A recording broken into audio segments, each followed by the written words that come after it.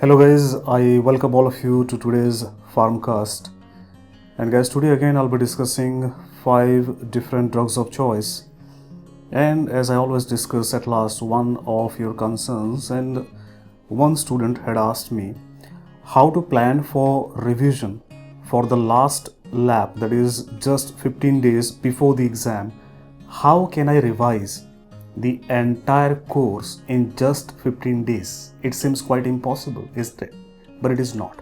So how can we do that? I will talk about that at last.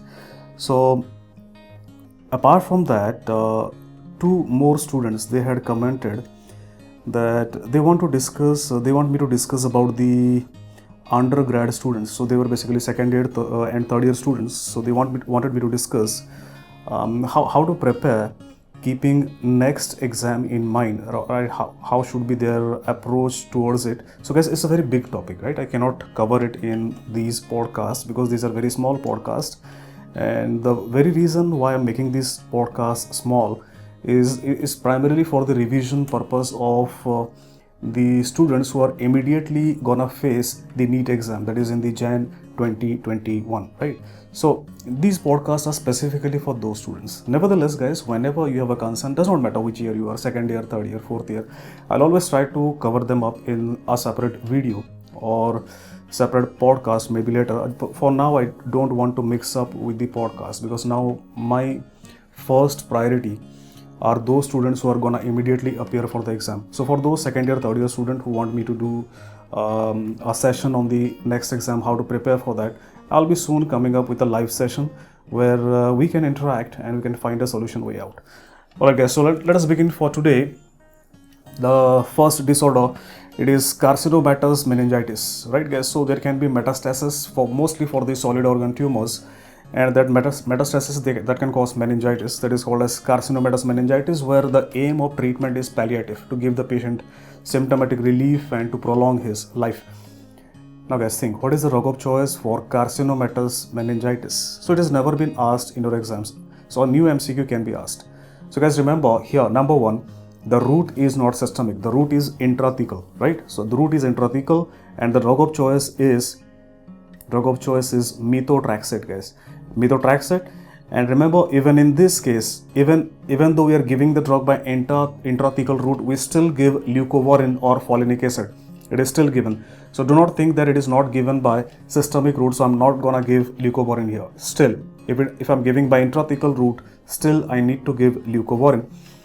Now, an alternative to methotrexate is intrathecal cytarabine, or that is also known as RRC or cytarabine, right? So cytarabine RRC is not that commonly used, but if I don't have methotrexate, I can go for cytarabine. Plus, an add-on drug in Carcinobattles meningitis to methotrexate or cytarabine is dexamethasone, steroids.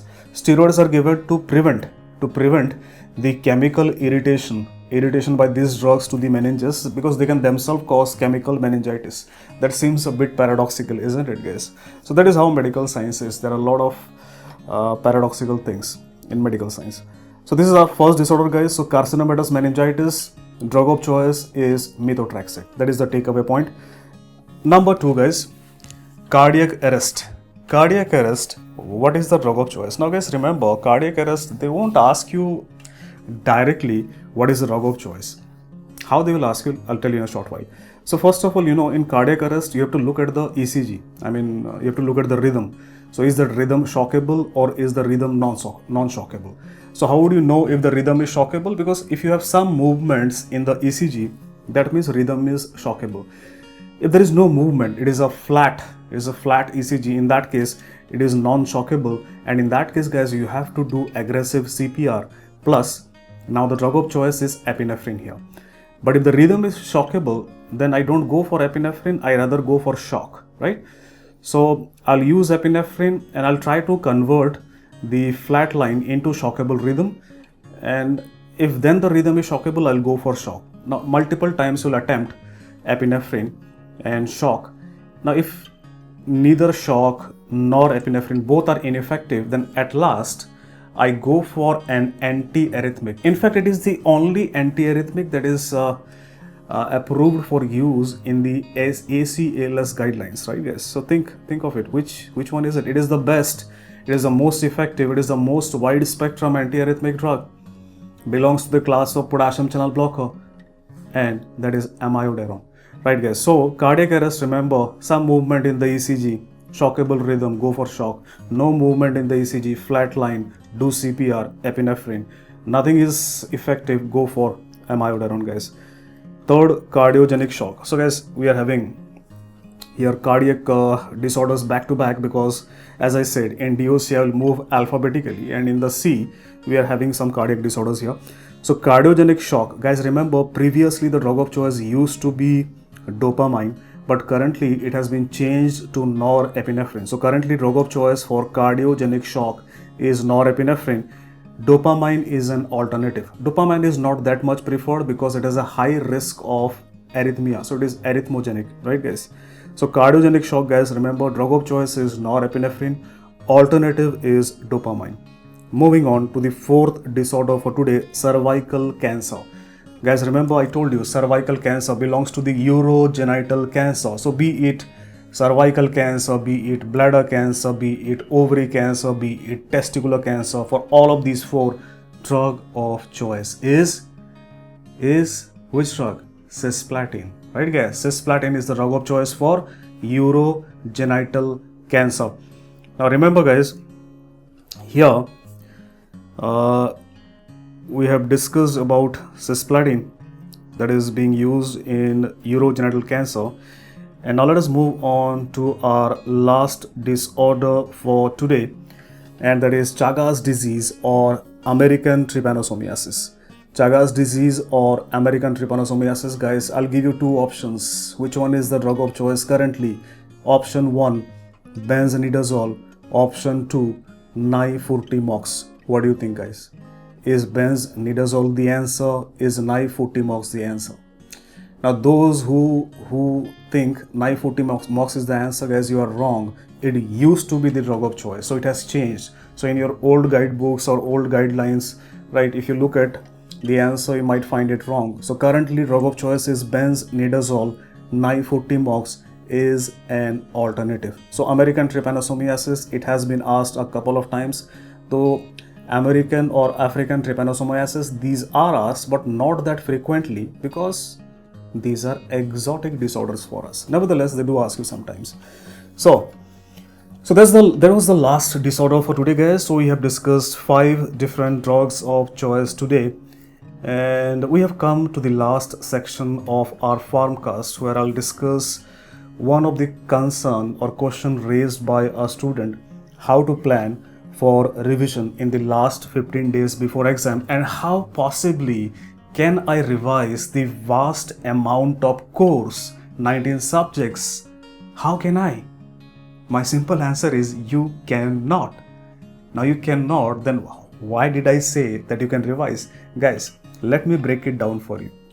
See, let us suppose, I'm talking hypothetically, right? Let us suppose you have planned for 90 days revision, right? And see, it can be variable. You can have 120 days, you can have 150 days, and that depends upon how many days you can afford, right? So suppose minimum number of days according to me is 90 days. So suppose you have 90 days, and in these 90 days you will do a mega revision. Let us say you have allotted 60 days. So in these 60 days you will go through all the notes that you have written down yourself or from your notes that has been provided to you. And once you go through your notes in these 60 days, guys, your aim in these 60 days is not just to revise your notes, but also simultaneously prepare for the next lap of mini revision. So in the next 20 to 25 days, you need to revise the same number of subjects in lesser number of days. And for that, you have to prepare in these days of revision. How can I do that? See guys, what you need to do, for example, I'll tell you what I am doing now in pharma. I'm doing that for you. So if you know, I had started, right, to be exactly 32 days back, because today I had posted the 33rd days drug. So I started a series 32 days back that is called as 100 drug and disease series. So what I'm doing here is I'm taking 50 drugs and 50 disorders, right? And I'm trying to squeeze all the information into one page for each drug. For example, I've taken digoxin, lithium, right? So these are high yielding drugs, right? And digoxin, if you'll see, then it will come into 5 to 6 pages in your notes, but I have squeezed all the information into one page so that you can revise within 5 to 10 minutes. Just have a glance. So at the end of 100 days, you'll have just 100 pages for pharmacology. So why am I doing this? There are two purposes of doing this 100 drug series. One, it is to force you to revise at least something in pharmacology every day, right, for 100 days gradually. So that increases your confidence, that increases your productivity. Second is, these pages will help you in that last lap of revision when you have just 15 to 20 days and you cannot go through the entire notes for pharmacology. What are you gonna do? Pick up these 100 pages and only revise these. Now guys, the same thing you must do for each and every subject while you are revising through your notes. For example, I'll give you few examples so that it creates some sense. Like for example, if I go for microbiology, it's very volatile. There are a lot of bacteria, gram positive, gram negative, aerobes, anaerobes, this media, that media, right? So obviously, how can we revise whole microbiology? So what I'll do, I'll take a big chart paper and make a flow chart, right? Divide the bacteriology into gram positive, gram negative, then divide into aerobes, anaerobes, and then write down all the important bacteria in that flow chart, in that chart paper, and write down that important point, right? What is the appearance in which media, or what is the disease it causes.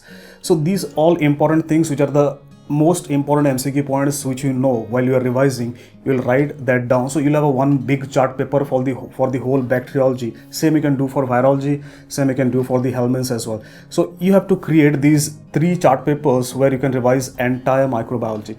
So similarly, you can do for biochemistry. You can write down, you can take some 10 to 20 pages. I can write down the most important stuffs which usually we tend to forget. See, remember, concepts you will not forget, but the facts, like which is the rate limiting enzyme, how many ATPs are generated. So these are the facts in biochemistry which you can write down separately in those 5 to 10 pages while you are doing your mega revision. And the same thing, guys, you can do with your clinical subjects as well. For example, what you can do is for medicine or surgery or whatever, you can just take a disease. If it is a very vast, just draw a human being and in that diagram write down all the symptoms, so that you can have these 40 to 50 pages for medicine or surgery which you can revise at last.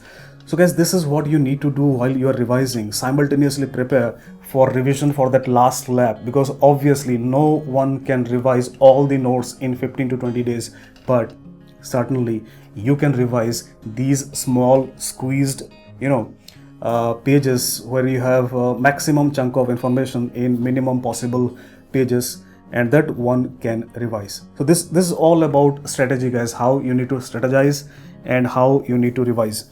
So the main aim here is to filter out the most important content and concise it so that at last you can revise it. So right, guys, that's all for today. And if you want me to cover any specific concern of yours, right, please do let me know in the comment box.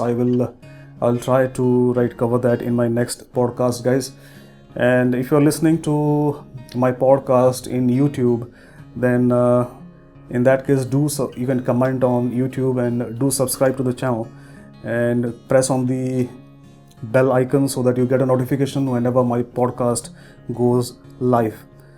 Alright, guys, so that's it for today. Take care. Bye bye. This was Dr. Ranjan with you.